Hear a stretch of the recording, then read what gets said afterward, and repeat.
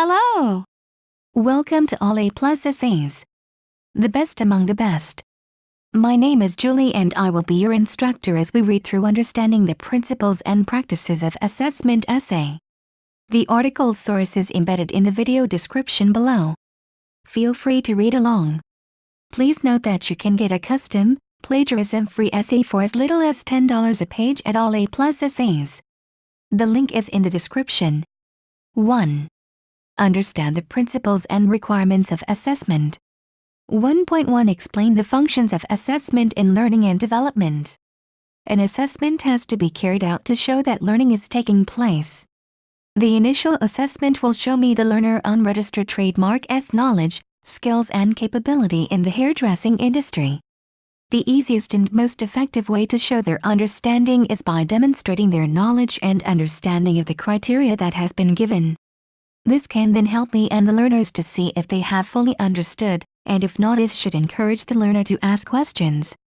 Sometimes a learner will need guidance to understand what exactly they have to learn, and if they are on track and how they can improve their skills/techniques. For this to be effective, it means that a thorough assessment will need to take place. Formative assessment is where a focus on monitoring the learner unregistered trademark's progress and response to instruction is taken place. This will allow me to observe the learner's progress and then give feedback to the learner, starting with positive first, leading into the more negative feedback, where I can then give information derived from the assessment to help improve the next time. Feedback is key and can be given in writing or oral. Learners can also do self-assessments to reflect and monitor their progress. Summative assessment take place at the end of an unit. This will help me find the right method for obtaining information about what has been learned, and provides me with information about a student unregistered trademark's achievement of specific units. This can be done by getting the learner to create a project on a specified aspect of hairdressing, for example coloring hair. This will then give me an understanding of the individual learner unregistered trademark's performance and understanding of the criteria that needs to be covered. Summative assessment is more formal and can be done through assessments, exams, professional discussion to confirm learner unregistered trademark's achievement. 1.2 Define the key concepts and principles of assessment. Assessment is carried out to evaluate that learning has taken place.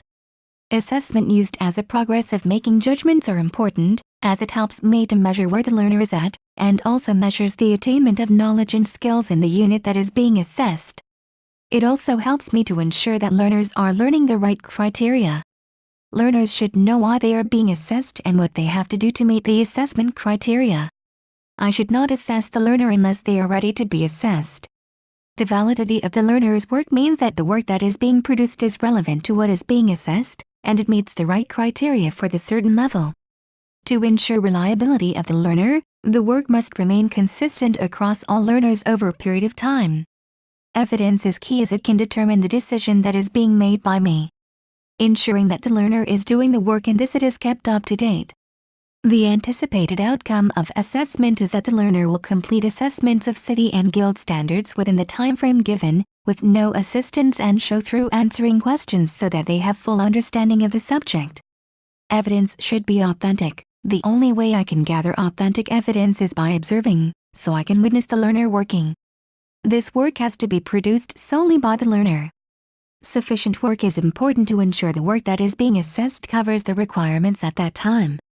Benchmarking can help inform target setting for learners. If targets are not met, the learner's work will need evaluating so improvement can be implemented. Learner's work needs to be current to ensure the learners are producing work that is relevant to the time of assessment. Work can be evaluated to inform current and future practice. Assessment has to remain fair, consistent and valid, to ensure all learners have equal and fair chance of receiving fair assessment. By following the awarding body unregistered trademark's criteria, when all judgments are made about a learner unregistered trademark's performance, it will ensure all assessment is marked to the same criteria to be fair with learners. My own interpretation and understanding of assessment requirements is important. It includes the transparency of making sure everyone who is involved in the assessment process clearly understands what is expected, and can see there is nothing untoward taking place. It is key that I am honest and open with the learners so they do not feel that they have achieved more than they have whilst under assessments. 1.3 Explain the responsibilities of the assessor. My main role as an assessor will be to plan and carry out assessment according to the requirements of the qualification and specification of city and guilds. One of my responsibilities is to decide if an assignment having been completed by the learner has reached the required standard. If it falls short of this, then it is my responsibility to assist the learner in the understanding of the subject. To safeguard against standards failing, my evaluation is then checked by an IV, assessing both learner and myself. We both must maintain and improve the assessment process, as they will then be assessed by an EV. During planning my assessments for the learner, it needs to be consistent and fair. I need to take into account individual needs of learners.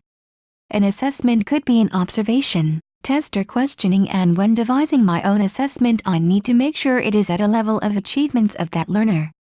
There should always be a reason for my assessment, so then I can find out if the learner is ready to progress further.